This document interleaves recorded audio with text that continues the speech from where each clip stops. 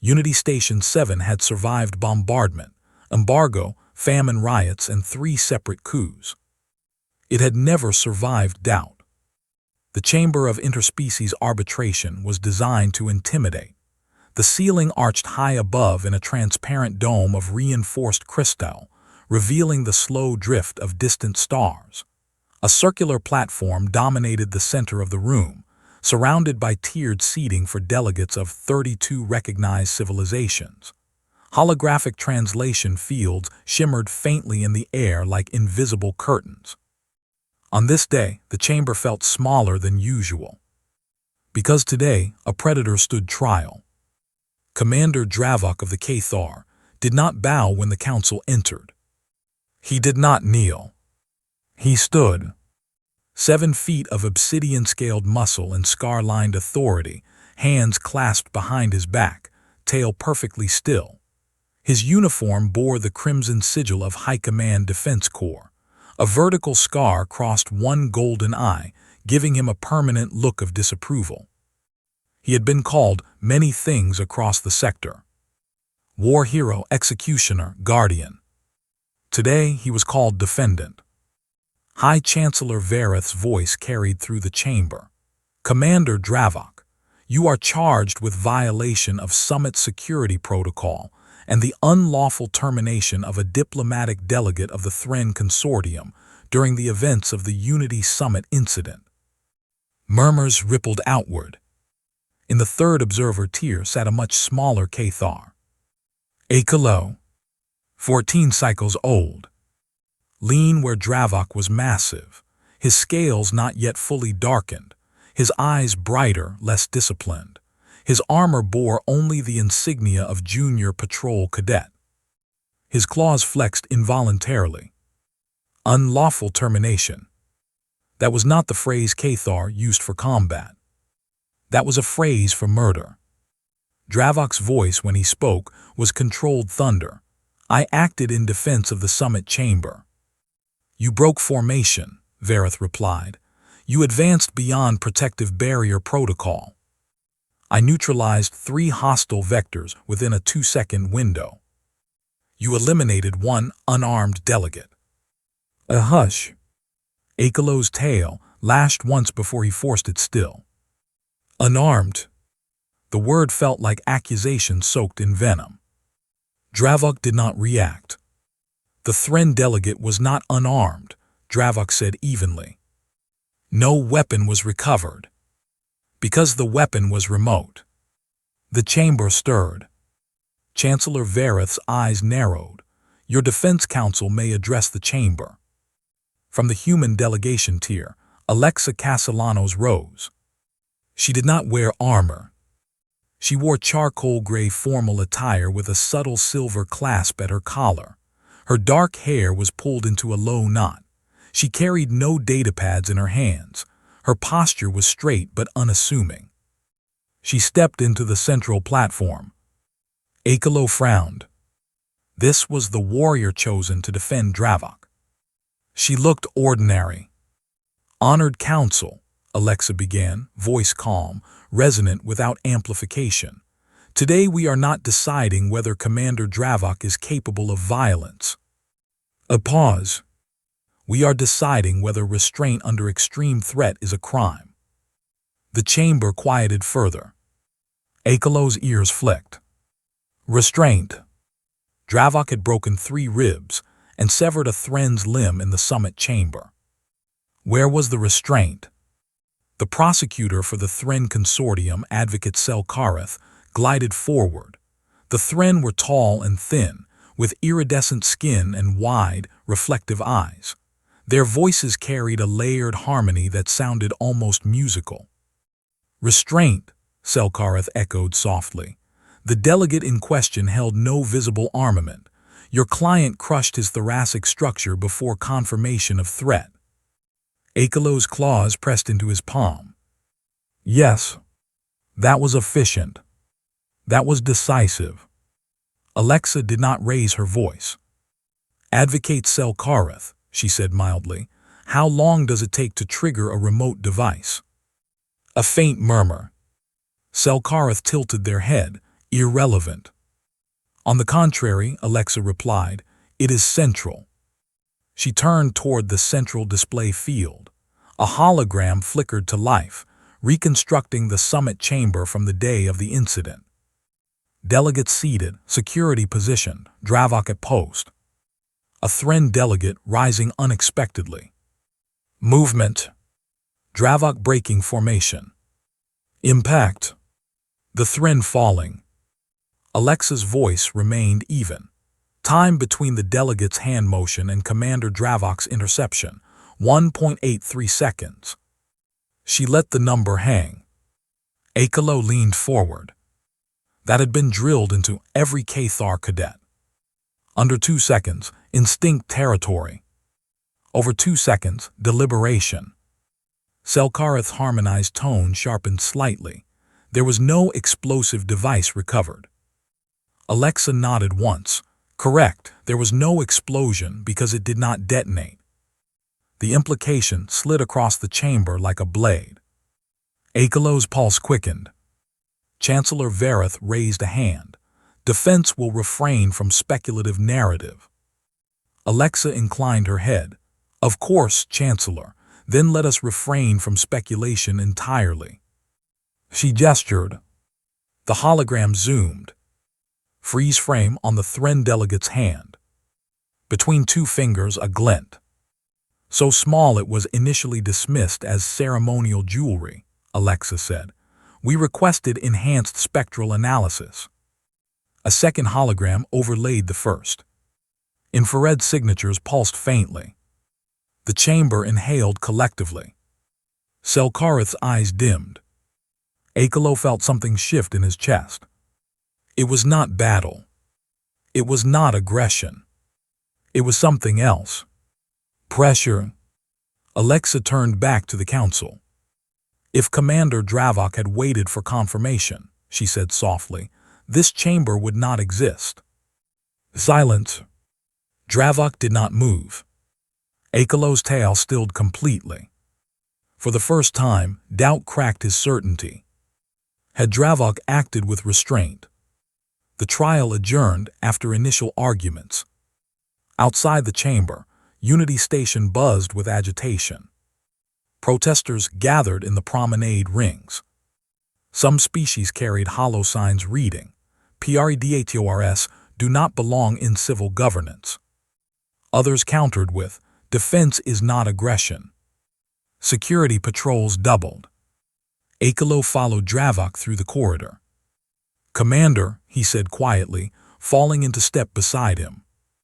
Dravok did not slow. You were assigned observer duty. Yes. And Akelo hesitated. You should not be here. Dravok's golden eye flicked toward him. In the corridor. In trial. Dravok stopped walking. He turned fully toward the cub. You believe this beneath us. Akelo's jaw tightened. Cathar do not justify protection. Dravok studied him. You think strength speaks for itself? Yes. Dravok resumed walking. It does not. The answer unsettled him more than anger would have. Alexa stood alone near the viewport, overlooking the station's outer ring when Akelo approached. He had not intended to speak to her. He found himself doing so anyway. You fight with words, he said bluntly. She glanced over, surprised but not startled. I do. It is inefficient. She smiled faintly. You think so? If the council doubts Dravok, why not demonstrate superiority? In the chamber. Yes. She leaned against the viewport rail. And prove their fear correct. Akelo frowned. She continued, voice gentle but firm. If we respond to doubt with dominance, we confirm the narrative that predators cannot coexist without intimidation. That narrative is weak. Is it? She asked. Outside the viewport, 2 protest groups shouted at each other across the promenade. Akelo watched as security officers carefully positioned themselves between the factions. He felt his claws itch. Alexa's voice softened. Strength is not just the ability to act, it is the ability to choose not to. He looked at her sharply. That was not Cathar doctrine. She studied him a moment longer. You're Akelo, right? He stiffened slightly. Yes. You idolize Commander Dravok. Yes. Then watch closely. She turned back toward the viewport. This trial isn't about what he can do, it's about what he didn't. Akelo did not understand. But for the first time, he felt uncertain enough to listen. That night, a power fluctuation rippled through the station. Brief. Localized. In the detention wing, holding secondary witnesses. Security logs recorded it as maintenance failure. Akelo did not believe in coincidence. He requested patrol reassignment to witness escort. Denied. He requested observation clearance to review maintenance logs. Denied. He paced his quarters, tail lashing. Dravok stood trial. The chamber debated restraint. And somewhere in the station's understructure, someone had flicked the lights. Akelo's instincts whispered what his pride did not want to admit. This was not just a trial. This was preparation. For something else. Unity Station did not sleep. It dimmed. Lighting shifted to softer bands. Promenade noise lowered from roar to murmur. Maintenance drones hummed like distant insects in the ventilation shafts. Akelo moved through corridor C-17 in silence. He was not assigned to patrol. He was not ordered to investigate. He was thinking, which in his current state felt dangerous. The power fluctuation in the detention wing had lasted 3.2 seconds. Just enough to disrupt camera feeds. Just enough to create a blind spot. Officially, it had been logged as thermal variance in an aging junction node. Unofficially, Akelo's instincts told him something had tested the system. He paused outside the auxiliary witness housing sector. A Thren technician named Maroth was scheduled to testify in 2 cycles. Maroth had assisted with post-incident forensic scans, the very scans Alexa had referenced in court. Maroth had been the one to notice the microtransmitter glint. Akelo's ears rotated. The corridor was quiet. Too quiet. He moved forward. The detention access panel flickered faintly. Maintenance override. Unauthorized. His claws slid out with a whisper. The panel parted. Inside, lights were dimmer than regulation required. Maroth's holding suite door stood slightly ajar. Akelo felt it then. The shift in air pressure. Movement behind him. He pivoted just as a dark shape lunged from the overhead maintenance conduit. A shock baton arced downward. Akelo blocked instinctively, forearm plates sparking. The attacker was smaller than him but fast, fully masked, non-standard armor, species indeterminate. The baton struck again. Akelo absorbed it and drove forward, slamming the figure into the wall. The attacker twisted, slipping from his grip with startling agility.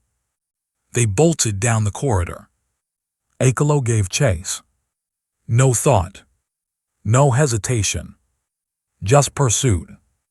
The masked saboteur cut left through a service hatch. Akelo followed without slowing. The service corridor was narrower, lined with coolant pipes and conduit webs. The saboteur hurled a flash pulse device behind them. White light detonated. Akelo roared, vision blown out. He didn't stop. He relied on scent. Metal, coolant, ozone, and something else. Synthetic polymer. The saboteur was accelerating toward the environmental core.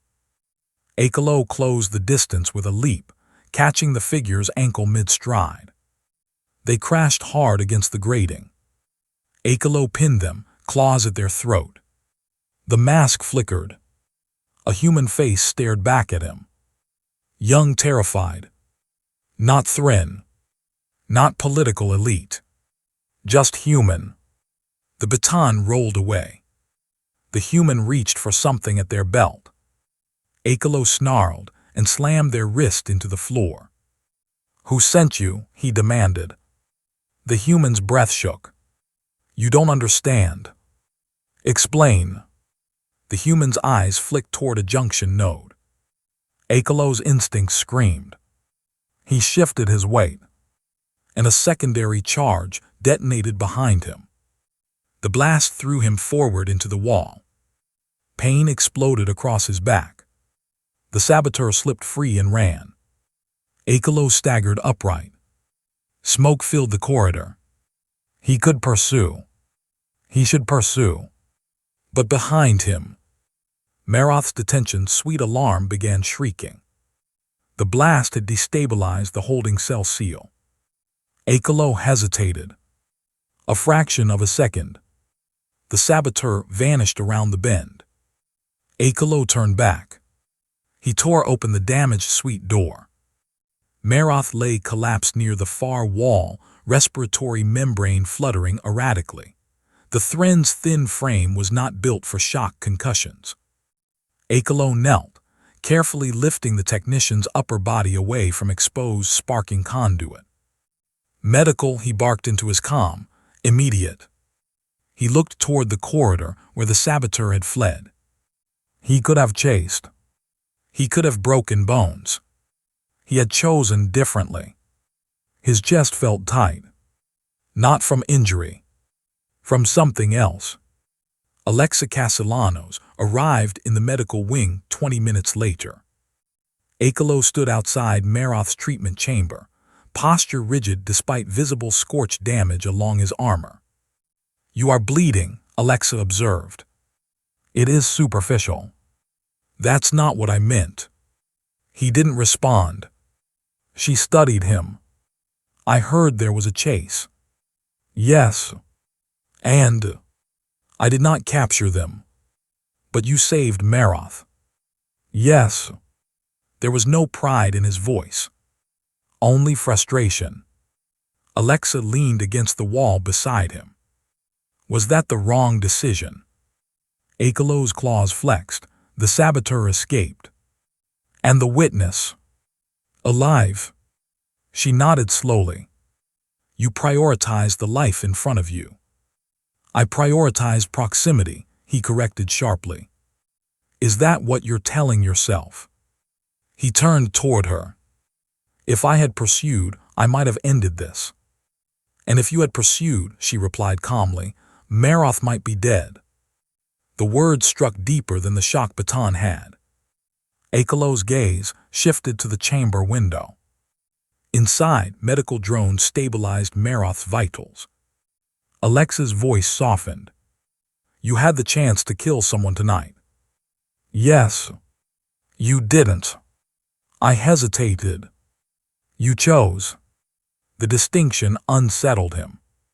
"Why sabotage?" he demanded abruptly. "Why risk exposure before verdict?" Alexa exhaled. "Because someone needs this trial to fail." "Who?" "That," she said, "is the right question." The following hearing reconvened under heavier security. Additional patrol units lined the chamber walls. Whispers buzzed through the seething tiers. News of the sabotage had spread.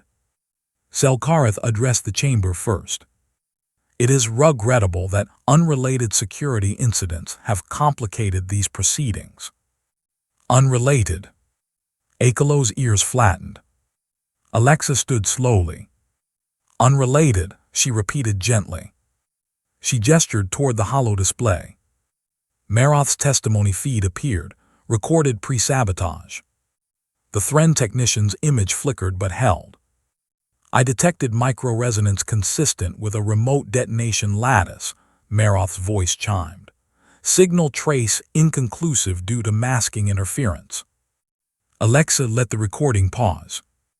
"Masking interference," she repeated. She turned to the council. "Does the Thren Consortium wish to explain, Why a summit delegate carried a signal device with masking protocols. Selkarith's skin rippled faintly. Speculation. Then let us move beyond speculation, Alexa replied. She activated a second feed. Station maintenance logs.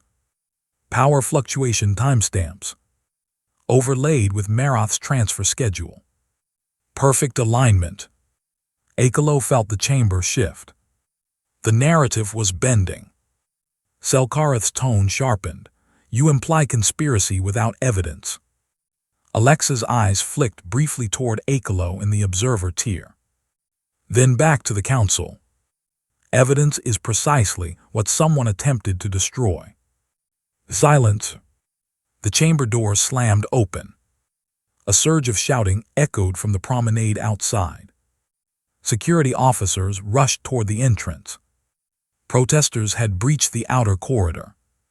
The chamber's transparent dome vibrated faintly as external impacts rattled against reinforced glass. Akelo's muscles tensed automatically.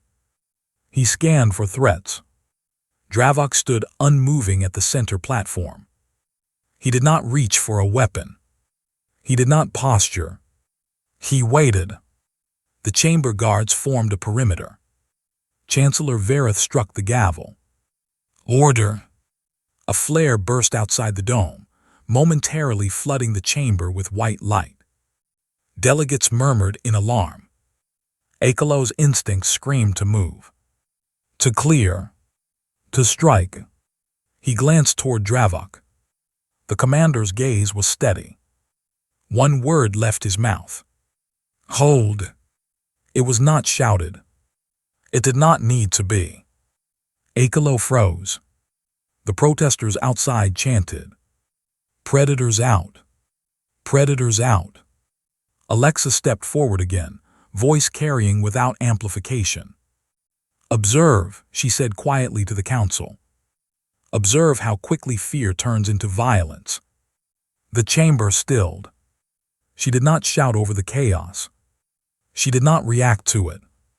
She allowed it to exist. Commander Dravok stands accused of overreaction, she continued.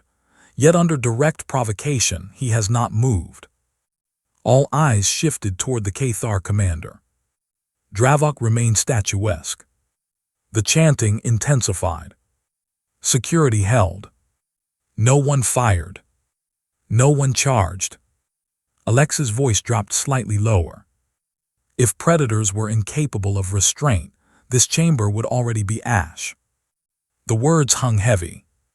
The protesters were gradually forced back by station security. The dome stopped vibrating. The chamber quieted. Akelo felt his pulse slowly decrease. He realized something profound. The most powerful being in the room had not struck.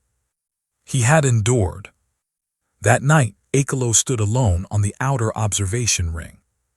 Stars drifted beyond the hull. Footsteps approached behind him. Dravok, you pursued a saboteur, the commander said. Yes. You chose to protect the witness instead. Yes. Why? Akelo's jaw tightened. I calculated survival probability. Dravok studied him. You hesitated. Yes. Good. Akelo blinked. Good. Dravok's golden eye reflected starlight. Warriors who do not hesitate are easy to manipulate. The statement sank slowly. Strength without control, Dravok continued, is predictable. Akelo's thoughts drifted to Alexa. To the chamber. To the moment he had nearly killed the saboteur. Commander, he asked quietly, if the chamber had fallen today, would you have acted? Yes. Without hesitation. Dravok considered. No. The answer stunned him. Why? Because power used too early is power wasted. Akelo looked out at the stars. For the first time, battle did not feel like the only path to proving worth. Somewhere in the station's underlevels, the saboteur was still at large. and whoever had orchestrated the sabotage was not finished. Unity Station was balanced on tension. The trial was no longer about a single decision in a summit chamber. It was about whether strength could exist without domination. And Akelo was beginning to understand that battle was only one way to win. Unity Station had crossed a threshold. The sabotage attempt was no longer rumor. The protests were no longer dismissed as fringe unrest. And the trial was no longer a legal proceeding. It was a referendum. On predators. On restraint. On power. Akelo felt it in the air. The station's hum carried tension now, like a drawn bowstring. The breakthrough came from something small. Not a weapon. Not a confession. A frequency. Alexa Castellano stood inside a secure evidence chamber with 3 station analysts and 1 reluctant Thren liaison. A holoprojection shimmered between them, the masked saboteur's failed detonation pulse. "Run it again," Alexa said. The waveform replayed. Akelo stood near the wall, arms crossed. He didn't understand the math behind it, but he understood patterns. "This spike," one analyst murmured, "it's not civilian grade." The Thren liaison stiffened. Alexa's eyes sharpened. "Expand." A second waveform overlaid the first. Council transmission logs. High-security encryption pings. Perfect match. The room went silent. The masking interference that had hidden the microtransmitter's origin. It wasn't random. It was council grade. Specifically, Thren delegation secure bandwidth. The liaison's frills trembled. "That channel is restricted to summit leaders." Akelo's claws flexed slowly. "Selkarith." Alexa didn't smile. She didn't celebrate. She just nodded once. "Prepare this for court." The final hearing drew the largest crowd Unity Station had ever seen. Security tripled. Docking access restricted. Media feeds streamed to 7 systems. Akelo stood beside Dravok this time, not hidden in the observer tier. Visible. Intentional. The message was subtle. "We are not hiding." Selkarith entered last. Calm. Composed. Unbothered. Alexa began without flourish. "No species is immune to fear," she said, "but fear becomes dangerous when those in power weaponize it." She activated the waveform comparison. The chamber filled with twin pulsing signatures. "This is the masking signal detected on the assassin's microtransmitter." The first waveform glowed. "And this," she continued evenly, "is Thren Council encryption channel Theta 7. The second glowed brighter. Overlay. Perfect synchronization. Murmurs rippled like a tidal shift. Selkarith rose immediately. Fabrication. Independent analysts verified the match. Alexa replied calmly, "Including one from your own delegation." All eyes turned. The Thren liaison from the evidence chamber stood reluctantly. "Confirmed." Selkarith's smooth composure cracked, not dramatically but subtly, a ripple across the skin. "Even if this were accurate," Selkarith countered, "it does not implicate me." Alexa nodded. "Correct." She changed the display again. A financial ledger appeared. Shell accounts. Cross-system transfers. One payment flagged 2 cycles before the summit. Recipient, private security contractor. The same contractor who had hired the human saboteur. Akelo's ears angled forward. Alexa's voice never rose. The contractor received funding from a discretionary Thren diplomatic account. She zoomed in. Authorization signature. Selkarith's. Silence. Heavy crushing. The Chancellor's voice cut through it. Delegate Selkarth, do you contest this? Selkarth's eyes flicked briefly toward the upper tiers, where media drones hovered. Calculating. Then slowly. The summit was volatile, Selkarth said. Predator presence destabilizes alliances. A demonstration of their aggression would have unified the council. A cold hush. Akelo felt heat crawl up his spine. You orchestrated an assassination attempt, the Chancellor said flatly. To preserve galactic order, Selkarth replied. Dravok did not move. Akelo's claws dug into his palms. Preserve order. By forcing them to become monsters. Alexa stepped forward one final time. Commander Dravok had seconds to choose between annihilation and restraint, she said quietly. He chose restraint. She turned toward Selkarth. You, with cycles to deliberate, chose manipulation. No one spoke. No one needed to. The contrast was devastating. The council recessed for deliberation. The wait stretched for nearly an hour. Akelo remained still beside Dravok. Are you angry? Dravok asked quietly. Yes. Why? They try to make us what they fear. Dravok inclined his head. And did we become it? Akelo exhaled slowly. No. The chamber lights brightened. Council members returned. Chancellor Vareth stood. Commander Dravok of the Cathar is found not guilty of misconduct. A pause. Delegate Selkarth is stripped of diplomatic status pending criminal tribunal. Shockwaves rippled through the chamber. Not chaos. Not violence. Just impact. Akelo felt something loosen inside his chest. Not triumph. Relief. Dravok bowed his head slightly. No roar. No celebration. Just acknowledgement. Protests dissolved within a cycle. Media narratives shifted rapidly. Predator restraint became headline material. Unity Station recalibrated. The saboteur was apprehended 2 days later in a cargo hold attempting off-station escape. The human confessed quickly.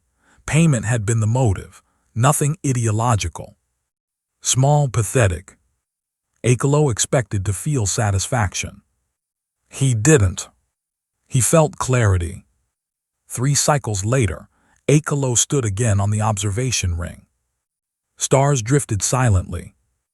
Alexa joined him this time. You look different, she observed. I am different. She smiled faintly. How? He considered. I thought strength meant never hesitating. And now, I think strength means knowing when to. She leaned on the railing beside him. Humans struggle with that too. Akelo glanced sideways. You hesitate often. All the time, she said. That's how I avoid being reckless. He processed that. Silence settled comfortably between them. You could have killed the saboteur, she added. Yes. You didn't. I chose the witness. She nodded. That choice changed the entire trial. Akelo hadn't considered it like that. If Maroth had died, the waveform evidence would have been dismissed as incomplete. Selkarth might have succeeded. Restraint hadn't been weakness. It had been leverage. The day the Cathar delegation prepared to depart Unity Station, a press assembly gathered in Docking Ring 4. Microphones extended, cameras hovered. Dravok stepped forward. Akelo stood slightly behind him. A reporter asked the obvious question. Commander, what lesson should the galaxy take from this trial? Dravok paused. He did not deliver a speech. He did not grandstand. He simply said, fear is natural. A beat. But choosing not to become your fear, that is strength. He stepped back. No elaboration. No flourish. It was enough. As their transport disengaged from Unity Station, Akelo watched the station shrink against the stars. He had arrived believing glory required dominance. He left understanding something far more difficult. Restraint. Not silence. Not submission. Control. He glanced at Dravok. Commander. Yes. When we return home, will others understand this? Dravok looked out at the galaxy ahead. Not immediately. Akelo nodded slowly. Then we will teach them. A faint glint of approval touched Dravok's eye. Yes, the commander said. We will. The ship entered slipstream. And for the first time, Akelo did not feel the need to prove himself through force. He felt ready to prove something harder. That predators could choose.